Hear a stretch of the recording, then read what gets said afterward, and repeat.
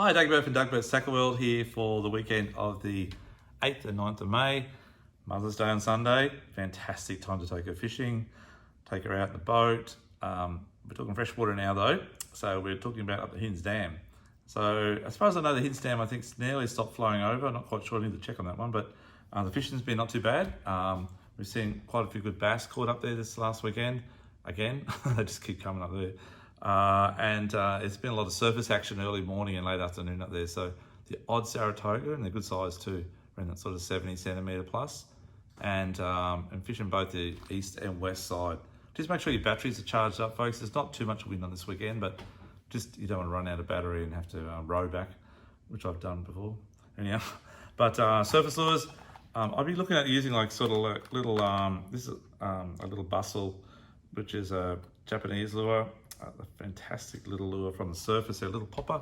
You can work it like a popper, and it's got a blade on the back, so you can actually work it like a little torpedo type lure. Great little thing for bass. Cast it right up into the edge of the banks and just slowly wind it out, pausing if you want, slowly wind and pause it. And then you can do a little twitch if you see something following it, just to give it a different motion. When you do use surface type lures, it doesn't hurt to actually let it sit. So you'll just like wind it slowly, get that prop happening, or pop it, and then just let it stop and just let it sit there, and it'll just sort of move around a little bit just with the momentum. And when the rings that were around it have dissipated, which means they've just disappeared onto the horizon, quite often the bass is just sitting under it. Okay, they're looking up, they're watching it, and as soon as you do that next twitch or the next little wind, it's just like kaboom, and they'll smash it.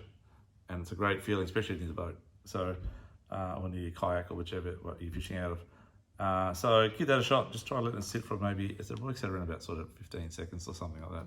So just don't be impatient and just let it sit there, and then just do the next little twitch. Other things that work really well, cicadas, that type of thing there. We have an array from Mega Bass right down to just the basic ones, like Atomics and other brands.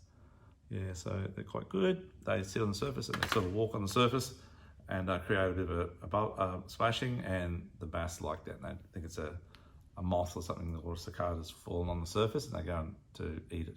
It's their stable diet. So that's what they're doing. So yeah, take up some surface lures and have a bit of fun. I don't know if you do much surface fishing, but if you do, it's fantastic visual to watch them hit your lures on the surface. Other than that, yeah, probably around the rivers, there's a few bass at the back of the Albert at the moment. But it's getting cold, it's getting colder out there too. So I'd probably find that I might start switching off a bit.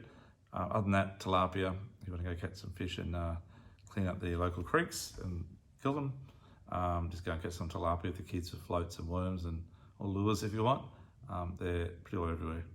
And that's probably about it on the freshwater scene. So other than that, good luck. I've got to tell you about the results from the trip that Stuart, that works here on Saturday, Stuart Grice and my son Liam, they went up to Barumba Dam, had absolute blinder, as in rained, windy, cold, no fish.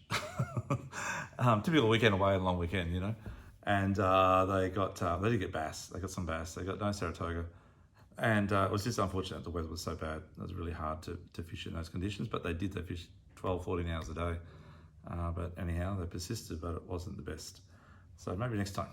Okay, see you next time. It's Dagobert from Dagbert's Tackle World. Thank you for watching. Bye-bye.